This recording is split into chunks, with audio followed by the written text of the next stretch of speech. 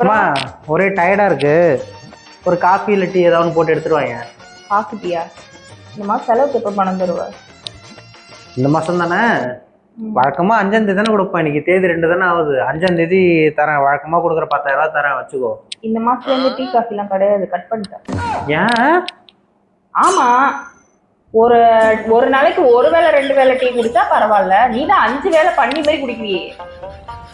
ஏண்டி, எங்க அண்ணன் ஒருத்தன் வந்து ஒரு நாளைக்கு 40 டீ 50 டீ குடிச்சுக்கிட்டு இருக்கான்.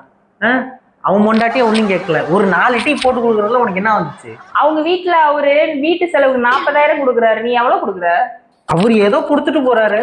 என் சம்பளத்துக்கு என்ன முடியுமோ நான் அதான் கொடுக்கலாம். அப்ப நம்ம சம்பளத்துக்கு எவ்வளவு முடியுமோ அவ்வளவுதான் செலவு பண்ணோம். ஒரு நாளைக்கு 1 லிட்டர் பால் ஆகுது நம்ம வீட்டுக்கு.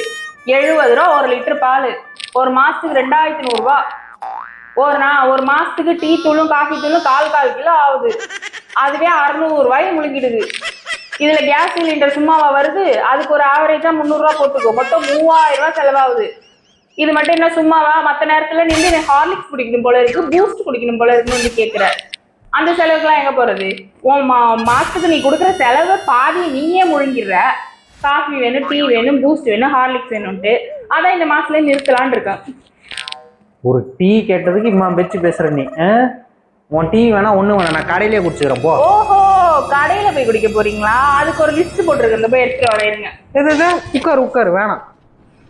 இன்னையில நான் டீ காபி குடிக்கிறதே விட்டுட்டேன். டீ டோட்டலர் போ, நல்லா இருப்போ. அந்த பயம் இருக்கணும். வீட்டு செலவு கொடுக்கற காசே பத்தலையா, இதுல இவங்களுக்கு டீ காசுக்கே 5000 ரூபாய் செலவாகுது. இந்த பேச்சு வாங்கிட்டு நம்ம ஒரு டீ காபி குடிக்கணும். இந்த மானங்கெட்ட பொழப்புக்கு சை.